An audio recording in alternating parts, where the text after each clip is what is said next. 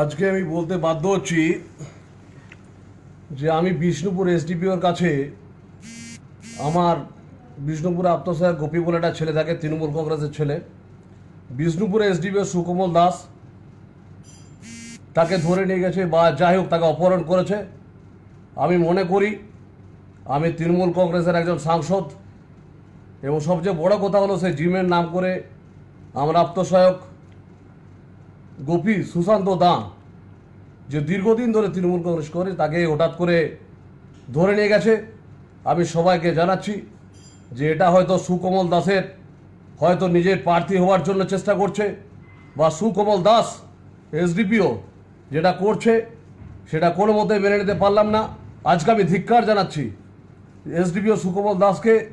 যদি এটা চলতে থাকে তাহলে আগামী সকাল 10টায় আমি নিজেকে থানা ঘেরাও করব এবং আমি আপনার এসপিকে বাঁকুড়ার এসপিকে বলতে চাই সুকোমল দাস যেটা অতিরিক্ত মারামারি করছে সেটা বন্ধ করুন।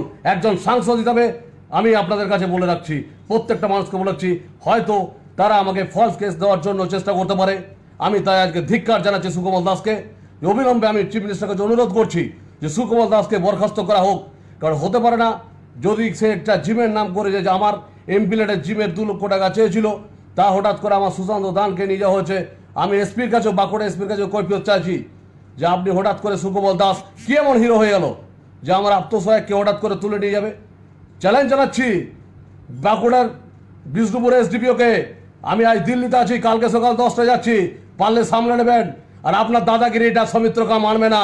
বিষ্ণুপুরের এসডিপিও যেটা করলো আমি সেটা বলতে বাধ্য হচ্ছি যে বিষ্ণুপুরের এসডিপিও সুকোমল দাস তুমি এমন কিছু হনু নও।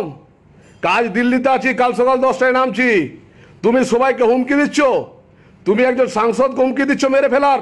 আমি আজকে সমস্ত মিডিয়ার কাছে বলতে চাইছি যে সুকোমল দাস মেরে ফেলার হুমকি দেওয়ার চেষ্টা করছে, তাই সুকোমল দাসকে অব্যাহতি দেওয়া হোক। সুকোমল দাসকে আমি অভিযোগ জানাচ্ছি মাননীয় মুখ্যমন্ত্রীর কাছে, আমি অভিযোগ জানাচ্ছি পশ্চিমবঙ্গ সরকারের কাছে, আমি অভিযোগ জানাচ্ছি যে সুকোমল দাসের এই নীতিটা আমি মেনে নিতে পারলাম না। তাই সকলকে বলছি কালকে আগামী সকাল 10টায় আমি রাস্তায় নামবো। আর দরকার হলে পুলিশ যদি মনে করে যে আমাকে গুলি করে মারতে পারে, কিন্তু সুকোমল দাসের আমি অত্যাচার মেনে নিতে পারবো না। সুকোমল দাস কি এমন হরিদাস।